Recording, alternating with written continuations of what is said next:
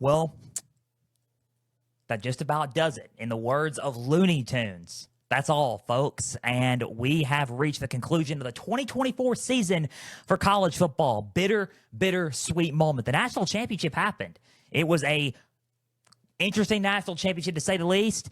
It was, exciting at first, then kind of was like, oh, it's, not competitive. And then rose up from the ashes. Here comes the Irish. And then later in the game, it just ended up not going the way they wanted it to. Well, we have our 2024 national champions, and we are going to talk about it here on Pigskin Frenzy and kind of just wrap up and sum the whole college football season up with this episode. It's going to be a doozy. It's not going to be a long episode. We are back at off-season hours, and guess what? This is the best show for the offseason. We're going to talk about that here in a little bit. Guys, welcome to Pigskin Frenzy on this beautiful Tuesday afternoon. Thank you for joining us. I'm Joel Norris, and whether you're watching on YouTube, listening on Spotify, listening on Podbean, listening on Apple, a big thank you for taking some time out of your Tuesday to just sit back, watch, and listen to some college football coverage presented by me. Now, after watching on YouTube, subscribe to the channel, like each episode, leave comments down below. Spotify, Podbean, and Apple, all you got to do is just share around with others and follow on there as well. X and Instagram at pigskin_frenzy. Follow up the pages there. You're gonna get my thoughts and highlights on college and NFL football. You're going to get trivia questions on Instagram stories. Go and answer today's college football question, as well as all things up to date for Pigskin Frenzy. Guys, the website's www.pigskinfrenzy.weebly.com. There you're gonna find all things up to date for Pigskin Frenzy. You're going to find home and about me page. Learn more about me as your podcast host. There's a contact info down below. Name, email, and question. All you got to do is just submit that bad boy in. I'll answer it on air or off air if need be. And by the way, that is a perfect thing to do for what we're going to talk about at the end of the episode and what we are doing on next Tuesday's episode of Pigskin Frenzy. Not only that, there's also a affiliations page. There's also a store page. There's also a platforms page. All that you can access on www.pigskinfrenzy.weebly.com on the website. Pigskin Frenzy, more updates on the site coming soon. We're doing something special next week that we always do at the end of the season. You're going to love it. You're not going to want to miss it. Here we go. College Football Day today. Simply Red is what I've been playing all day. It is what I've been playing all day, and it's a bittersweet day because it is the off season, and that's a word that Josh Pate, as we all know, in CBS Sports and 24/7 Sports. Shout out to him and what he does for Josh Pate's college football show on 24/7 Sports and on CBS Sports. He hates the word off season. I am the opposite. I embrace it, because it's the next step towards college football arriving once again. It's bittersweet. You miss it, but you also get ready for what's coming next in college football. You keep working, and you keep going, and you keep on grinding, and that is what we do here. I'm not going to stop working. So here we go. We're going to talk about this national championship game because this national championship game was exciting last night. Hope you all enjoyed it on ESPN. It was a great night.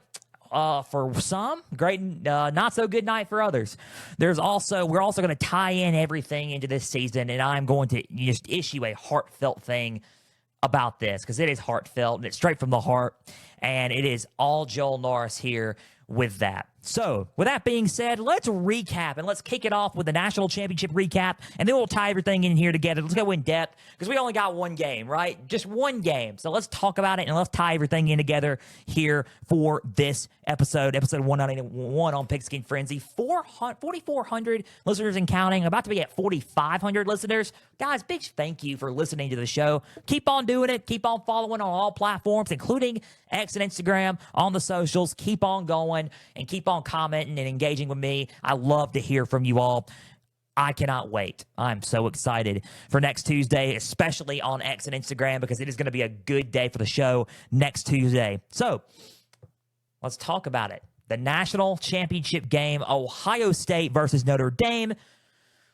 Rematch from the 2023 season. The 2023 season was full of, obstacles in the South Bend area. Ryan Day, cut that infamous promo at the end of the game against Lou Holtz, and it was like, we're tough. How dare Lou Holtz say that? It was a great promo. It was almost a WWE style promo, a wrestling style promo where Lou Holtz was the heel and Ryan Day was the good guy in it, and it was epic. The rivalry was renewed for this national championship game. It was 17-14 in 2023, and Ohio State won on a last-second touchdown with Kyle McCord being the quarterback. Sam Hartman was the Notre Dame quarterback, and then Riley Leonard transfers to Notre Dame, and Notre Dame goes on a run. Ohio State goes on their run. And I said that Ohio State was going to win this ball game because they were the better team. They had better talent. They had more talent. They were going to outmatch them. Notre Dame was going to be close because I thought Notre Dame was going to hang in there because of the heart and physical toughness and grit that they had. It was like a Rocky and Apollo boxing match in the Rocky Balboa movies. Well, I was right, but partially. To me, it really wasn't like one of those movies. It was almost like a freight train running over somebody. Final score of this game was Ohio State 34, Notre Dame 23. Ohio State 34, Notre Dame 23. Ohio State is the 2024 national champions in college football. Let's talk about it. For the 2024 season, the national champions of college football, Ohio State is. Ohio State, in the way, way too early odds, is also the odds-on favorite to win the 2025 national championship. Now, early on, my conference standing projections look a little bit different than that. Just a tad bit different than that. Nothing against Ohio State in 2025, but we will get to that road when we cross it. I just think they're losing a lot of talent in 2025, but that's just me. Nonetheless, let's not talk about who the favorite is for the way, way too early season. Let's talk about the now. Ohio State's the 2024 national champions. Ryan Day is now a third of the coaches now who was an active national championship head coach. It's Kirby Smart, it's Dabo Swinney, and it's now Ryan Day. Ryan Day has won the national championship and has won a title at Ohio State. We're going to talk about that because I am now going to unleash on that. So let's talk about this game. Ohio State was a freight train to start the whole thing.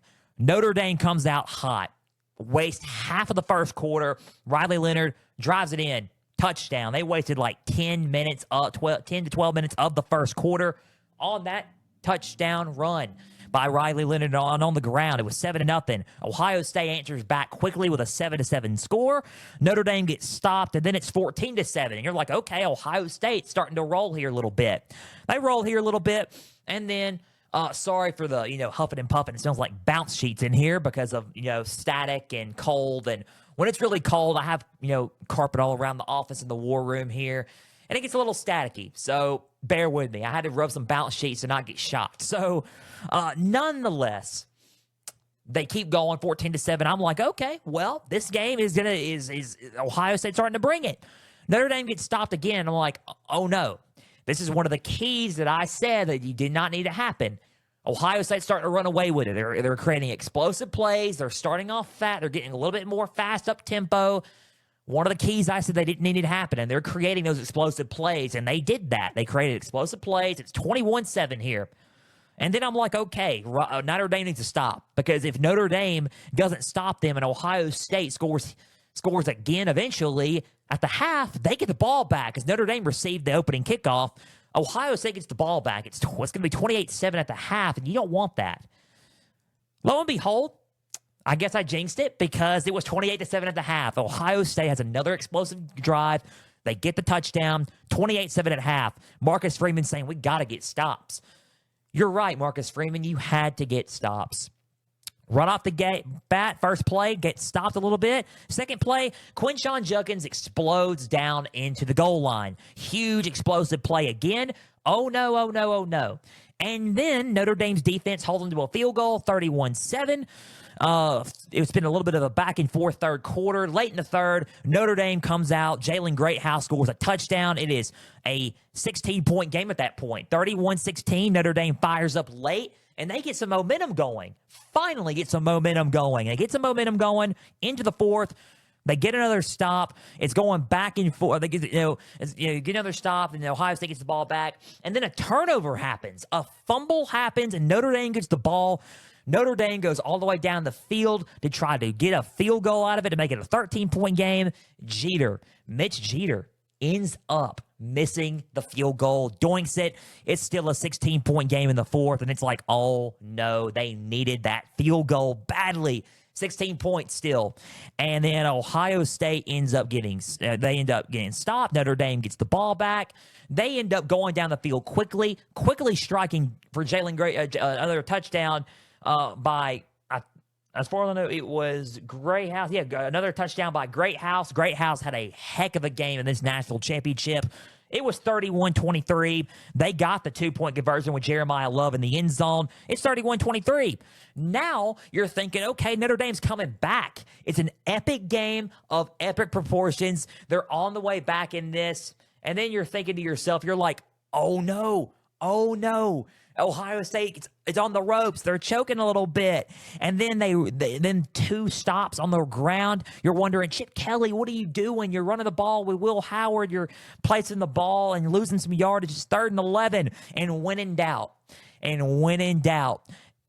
number 4 hadn't had a catch in all the second half. He had a touchdown early on. He had a touchdown early on in the first half, in the first quarter. He didn't get touched all second half. And I said to my family and who was around me, I said, when in doubt, 3rd and 11, you need to find that one-on-one matchup, which can be any matchup if you're number 4 for Ohio State. When in doubt, give the ball to Jeremiah Smith. Lo and behold, next play, Will Howard bombs one down the field to Jeremiah Smith, and Jeremiah Smith delivers.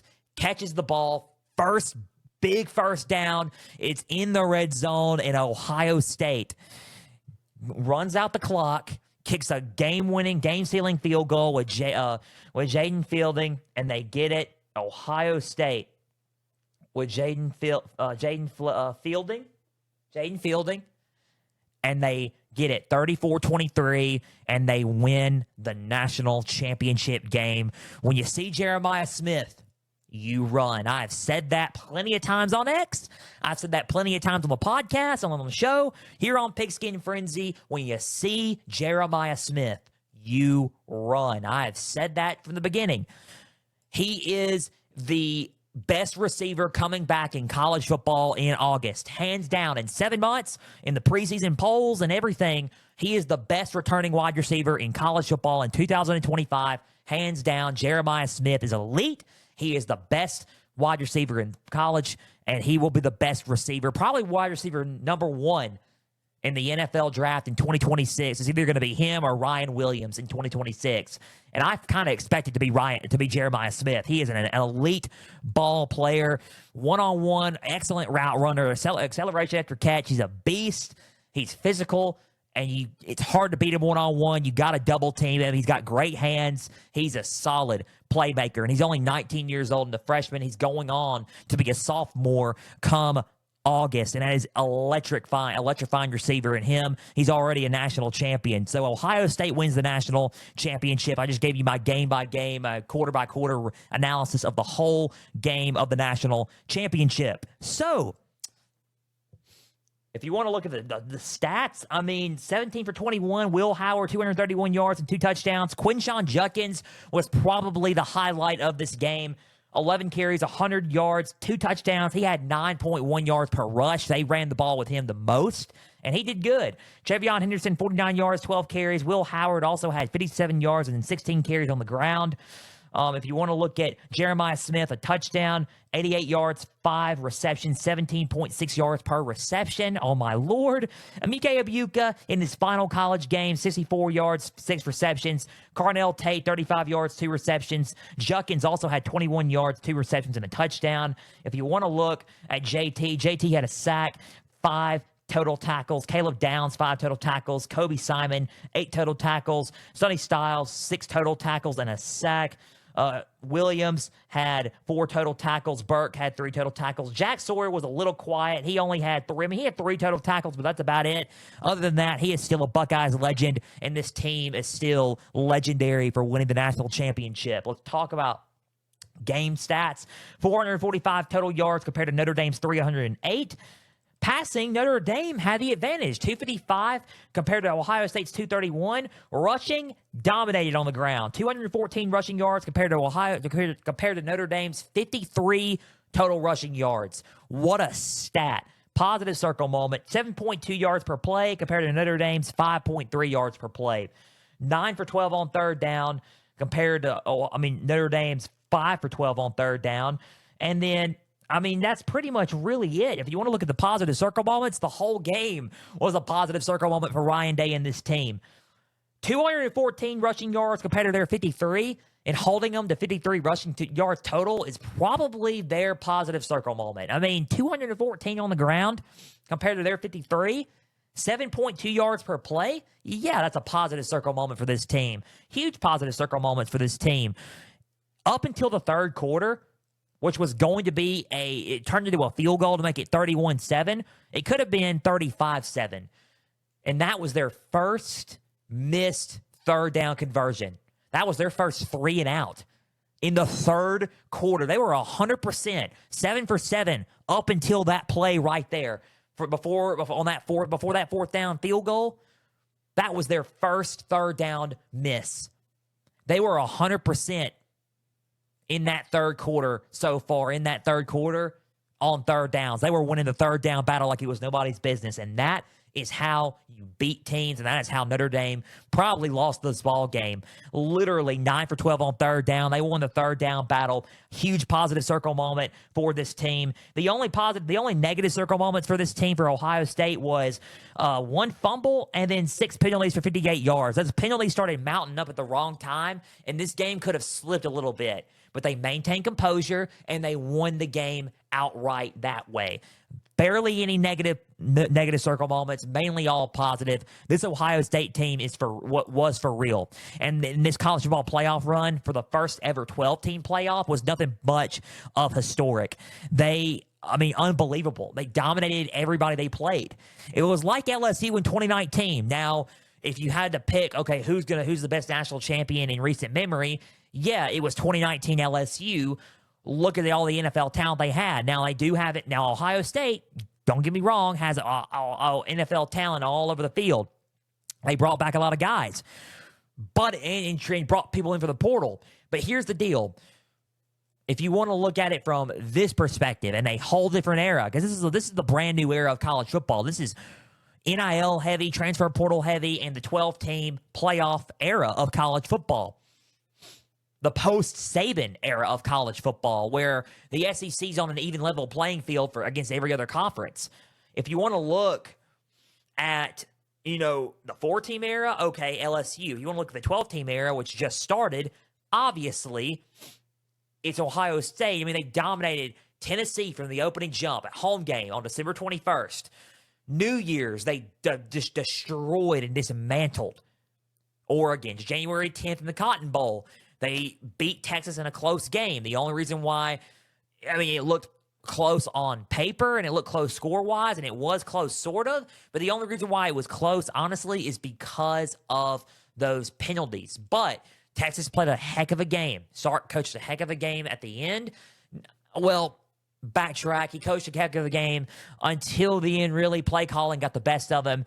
And then in this game, it was domination until at least the very end. At least the first drive in the very end, and then Notre Dame kind of stepped back up. But it was a heck of a run for Ohio State. Seriously, a heck of a run. Now, here's the deal. Do you want to fire Ryan Day now? I told you I was going to get to it. I told you I was going to get to it. The question is, do you want to fire Ryan Day now? Don't give me the Michigan stuff. Don't say anything about Michigan. Do you want to fire him now? This man, it was 6 years in the making. Everybody was saying, after the Michigan loss, Ryan Day's horrible. People at Barstool, people at everybody across on X, on Instagram, on social media, college football media, fans, critics were saying this guy needs to go. Ryan Day shut everybody up in this college football playoff. He shut everybody up. I never said to fire Ryan Day.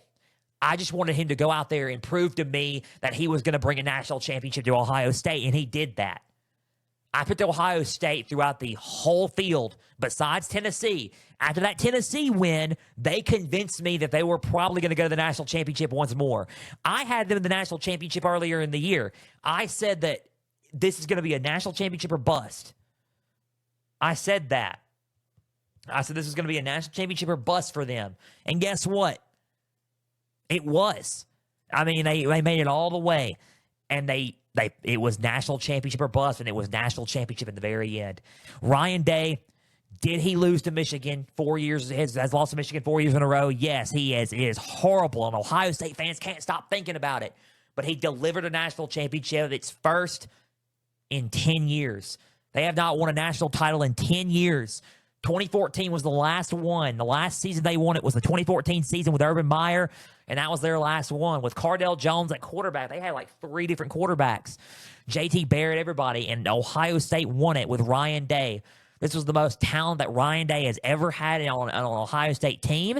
And I said a year ago, I said that Ohio State, and I keep saying this, while Michigan, their rival in 2023, won the national championship in that 2023 year, I said that Ohio State was building a team, and they were bringing everybody back. They were bringing all their special players back on defense and offense and special teams, and they're also bringing guys in through the portal, through NIL packages. It was the number one talent composite team in college football. It was valuable in NIL. A lot of packages were being brought in there. They spent a lot of money on this team, and it delivered.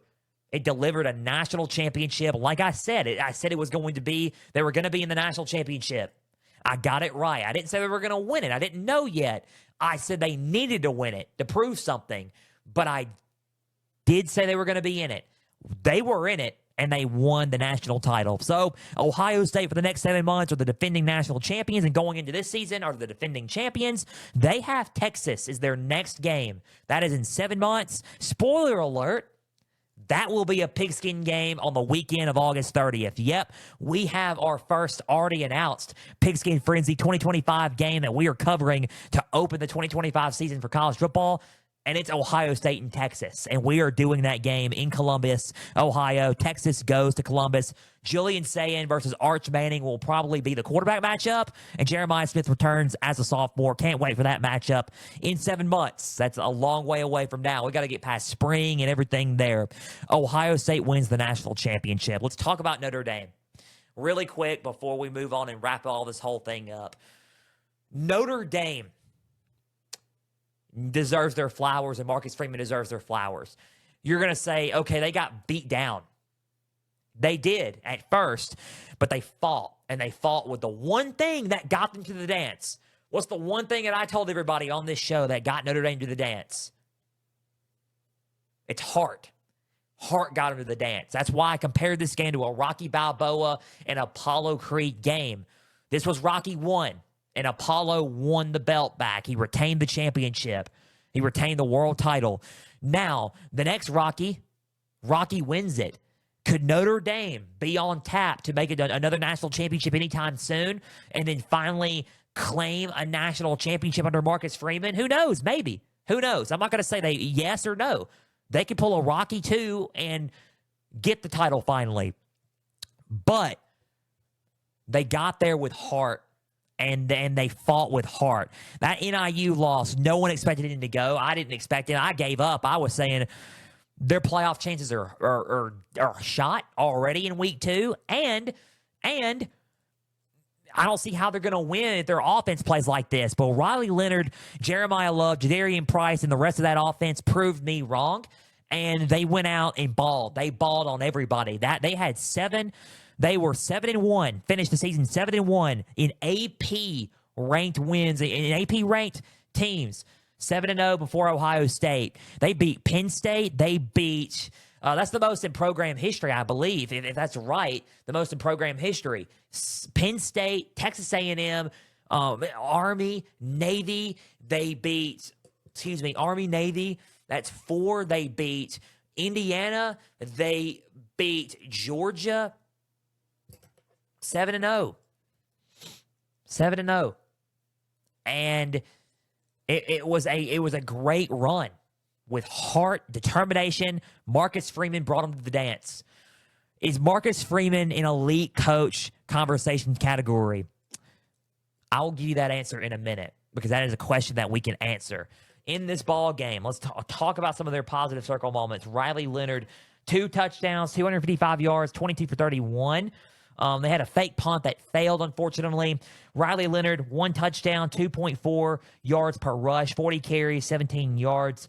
Jadarian Price, 13 yards, 3 carries. Jeremiah Love, 3 yards, 4 carries. Jaden Greathouse was an absolute animal for this offense. 128 yards, 21.3 yards per reception, 2 touchdowns, 6 carries. Mitchell Evans, 52 yards, 4 receptions. Bo Collins, 32 yards, 4 receptions.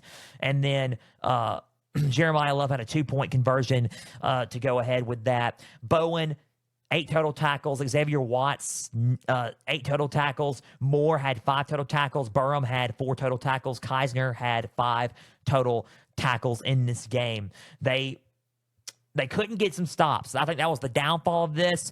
They had trouble on third down. Third down defense was the negative circle moment for this team. Rushing yards, they couldn't get anything going on the run. They couldn't create explosive plays. And Ohio State started off a little bit too hot. And I think those are some of the negative circle moments for this team. Third down, they looked good, 5 for 12. They minimized the penalties, 3 penalties for 30 yards. They didn't have any turnovers. Those are some positive circle moments, and they played physical at the end, and they did not quit.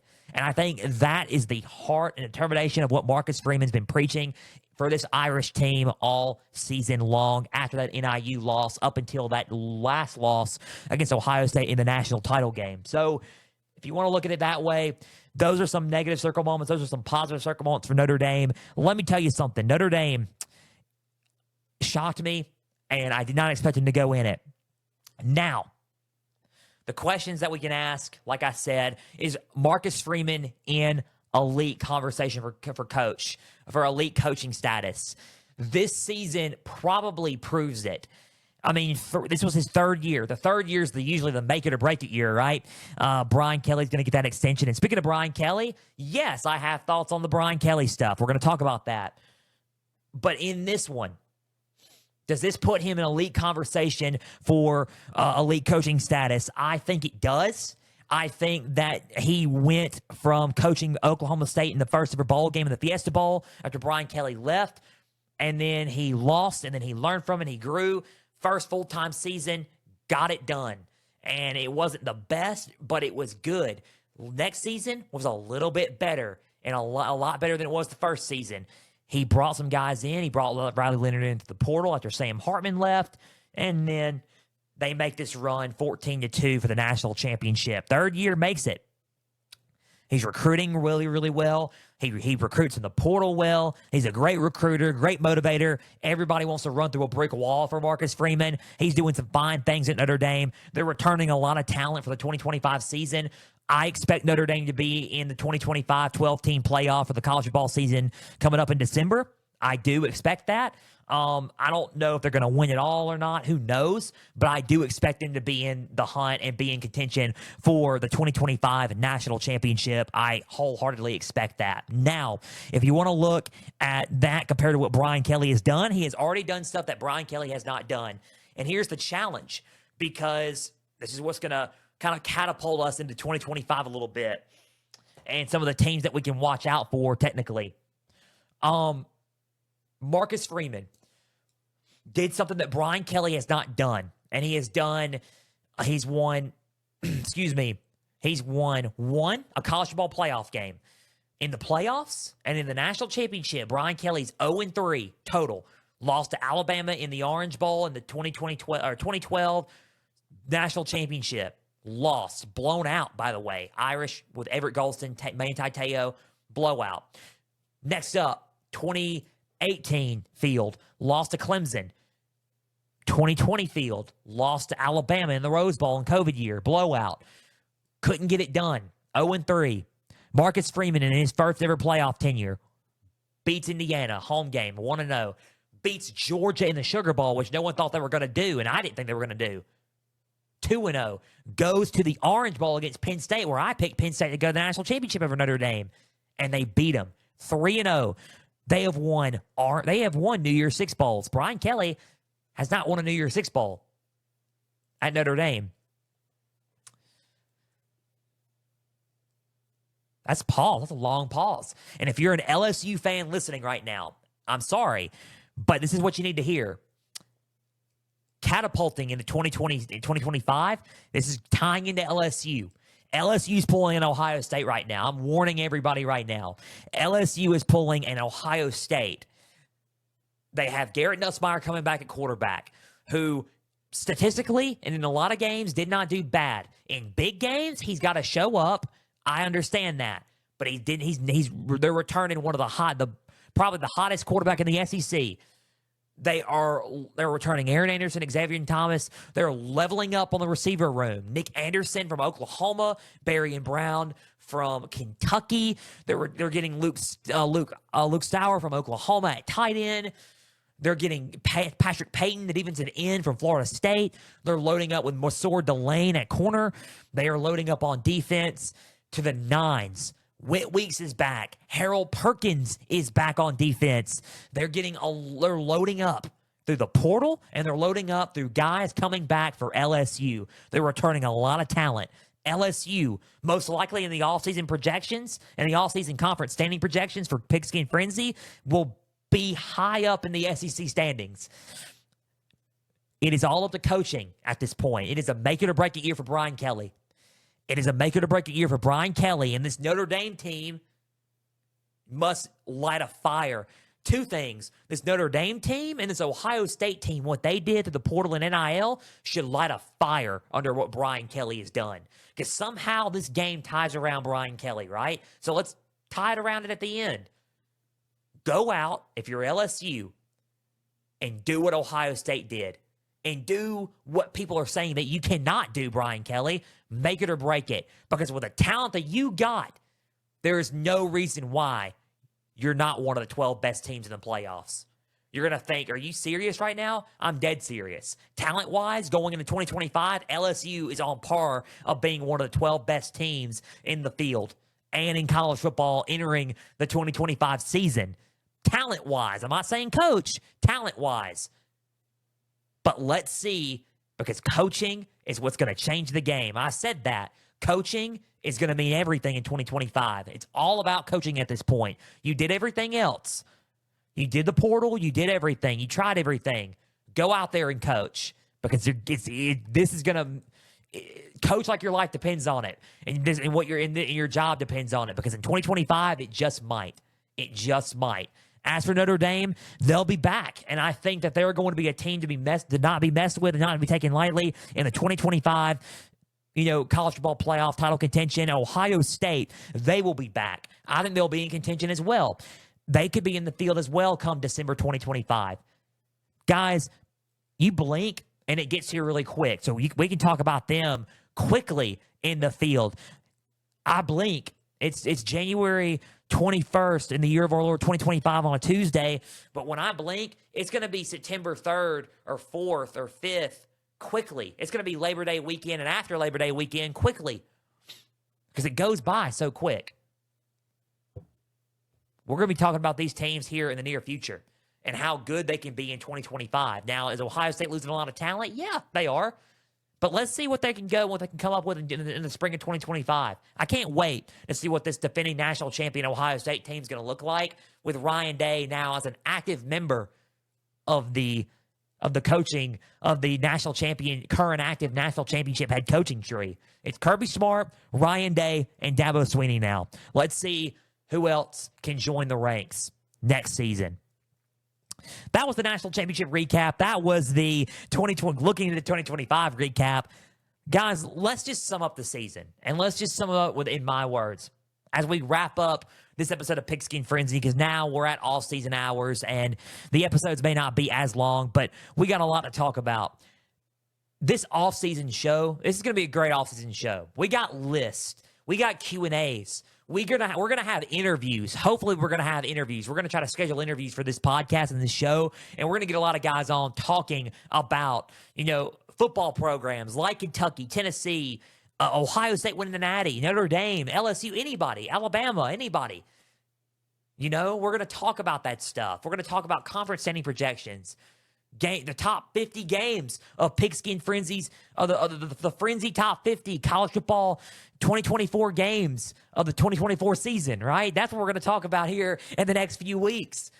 The top 50, Frenzy's top 50 2024 college football games of that season. Coming back here shortly in the theater near you. We're going to talk about all that stuff. We got a lot to talk about during the offseason. Spring outlooks. We're going to have spring outlooks back before we do our conference standing projections. We're going to have our spring recaps. We're going to talk about all this stuff. We're going to have our media day outlooks and our media day highlights, and we're going to discuss all that and get ready for the college football. We're going to have a big announcement on February 13th that's going to change the trajectory of Pigskin Frenzy right after the Super Bowl NFL recap on that Thursday. So get ready for that. We're going to have a lot going on. Pigskin Frenzy is just beginning. And as we're entering our third year of the podcast, we are marching towards 200, episode 200 of the show. 200 episodes of Pigskin Frenzy, and we couldn't have done it without you guys on X, on Instagram, subscribing and following on all platforms, on YouTube, commenting on YouTube, commenting on Podbean, Apple, Spotify, Amazon, Podbean, every platform you can imagine, Pigskin Frenzy is on, and it's because of you guys. 4,400 and counting, going on 4,500 and counting. Great partnerships that we're establishing with Pigskin Frenzy. Engaging with others, reporting, getting to big moments, new equipment, coming from new equipment for this episode on YouTube and on all audio platforms. It's just great, the levels that we are achieving, and we're going to only go up from here. Only going to go up from 200. We're going to be here at 300. We're going to be here at 400, 500, 600, 700, 1,000. We're going to be here. And we're not going anywhere with Pigskin Frenzy. So just get ready, because the only way to go now is from up. We started at 0. I started this show at 0. I'm at 4,400, and we're at 4,400. We're a team of listeners, and we're all a team that just loves the game of football and loves the sport of covering football. And this is what this show is about, and we're going to go up from here. The 2024 college football season was nothing short of remarkable. Said a year ago that Ohio State was going to build a team to try to conquer it all. It was Ohio versus the world. And I was right. It was Ohio versus the world. The national champions are the Ohio State Buckeyes in the 2024 season. They built that team. So now who's next? That's what we're going to look towards for the offseason. Who's the next team to do that? Build like that, NIL-wise, transfer portal-wise. But it didn't come with your twists and turns, though. It was all twists and turns. We thought Georgia was going to be in it.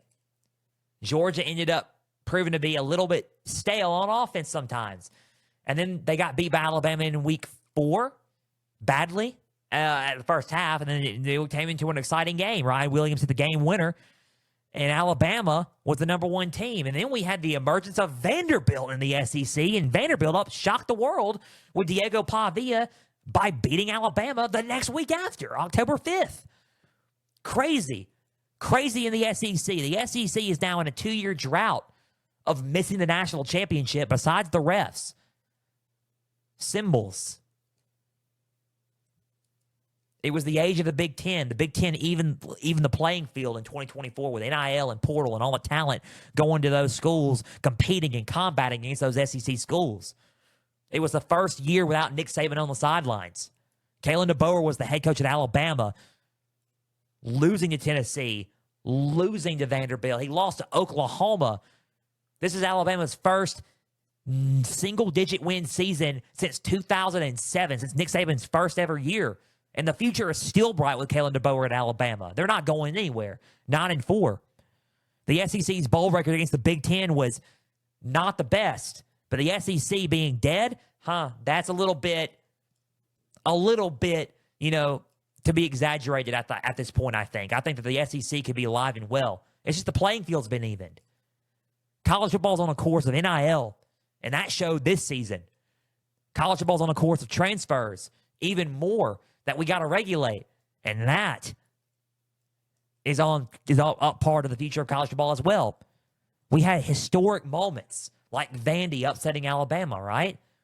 Historic moments like, for example, Oregon beating Ohio State in the regular season and winning the Big Ten championship their first ever season in the Big Ten. Ohio State losing 4 straight to Michigan. That's going to be on their minds entering 2025. We thought Texas was the best team, and the demise of Georgia was greatly exaggerated as they beat Texas, not once, but twice to capture an SEC championship. There was a debate on who should be in. Should it be SMU or Alabama late in the field after SMU lost to Clemson, and Clemson made a late push and won to enter the playoff. Miami was a clear-cut favorite until they shockingly lost to Syracuse, and Syracuse was a complete unknown, and then they won 10 games. Illinois, an up-and-coming team that could be a lot to be desired. It could be a hardcore team and an underrated team entering 2025 with Altmaier coming back. South Carolina on the rise with Lenora Sellers at quarterback coming back. A lot of teams who you thought were, swamping the mud in the previous years were on the rise, and a lot of the teams that you thought were for sure things weren't really for sure things. The twists and turns only to get to the same game for the conference championship that everybody's been talking about. It's literally what makes college football so great. The pageantry, the fans, the moments, the game winners, the hype, the build, the ratings, who's better than who on paper. It is why we do what we do, and this is why I do what I do for Pigskin Frenzy. It's why we do what we do. College football is the greatest sport on earth. There's nothing like it. And quite honestly, it's one of those things where you sit and you reflect on everything, and now you're like, I can rest. But can I really rest? Because I got college football pumping through my veins, man. Each and every Tuesday during the offseason, I'm going to deliver the best offseason show with interviews and everything that I just mentioned just a minute ago, with games, lists, everything that I just mentioned. I'm going to work my hardest. And then when fall 2025 hits and those stadiums are full again, I'm going to give you my best content while covering games, hopefully going to some games and give you some of the best content I can ever think of. I'm going all in. And college football is just, like I said, it's in my veins. It's one of those things that you look at and you think about and you're like, man, I can rest, but also I'm going to freaking miss it. I'm going to miss it for the next 7 months. All the campuses around the college football world are empty right now. But Saturday morning and Saturday afternoon is going to hit August 30th until December. And those stadiums are going to be full again. And the crowd's going to chant for Notre Dame, for Alabama, for LSU, for Vanderbilt, for Ohio State, the defending national champion Ohio State, for Michigan, Texas, Texas A&M, Kyle Field chanting, doing their yell, Tiger Stadium going loud and probably drunk. Ole Miss walking on the Walk of Champions on the Grove. Lane Kiffin delivering his best trolls look to the camera, get your popcorn ready. Alabama singing Rammer Jammer. Michigan screaming hail to the victors in the big house. Ohio State ready and vengeful to defend their championship, but also try to beat Michigan. Personalities, the pageantry, the passion. You're all going to miss it for the next 7 months, as am I. But here's the deal.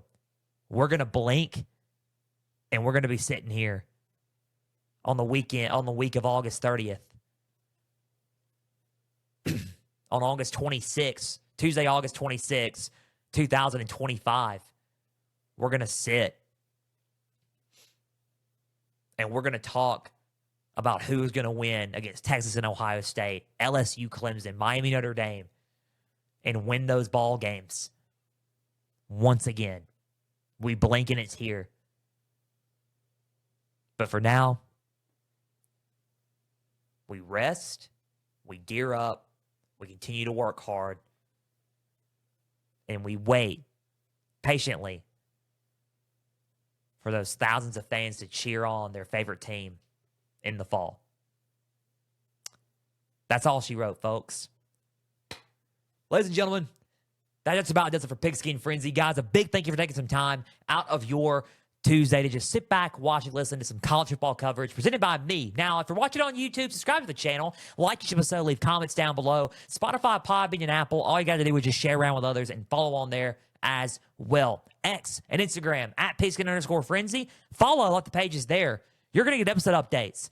Get news and highlights from across college and NFL football. Go and answer today's college football trivia question on Instagram, as well as all things to date for Pigskin Frenzy. Guys, the website, www.pigskinfrenzy.weebly.com. We'll have more on that coming soon. Big thank you for taking some time to listen. Not only to listen tonight and today and throughout the whole Tuesday afternoons, throughout the college football season in 2024. We will be back in 2025 for that season, but we'll be back next Tuesday and beyond during the offseason. Next Tuesday's episode is a Q&A, a postseason Q&A, a 2024 college football postseason Q&A. We're going to post that on X and Instagram. We're going to post that, all around. And on the website, if you want to go to the website and ask questions, name and email, it's www.pigskinfrenzy.weebly.com. I'll post it on there. X and Instagram as well. Ask your questions. Comment down below. Ask your questions, and we will answer them on the air next week for the postseason Q&A, college football 2024 postseason Q&A.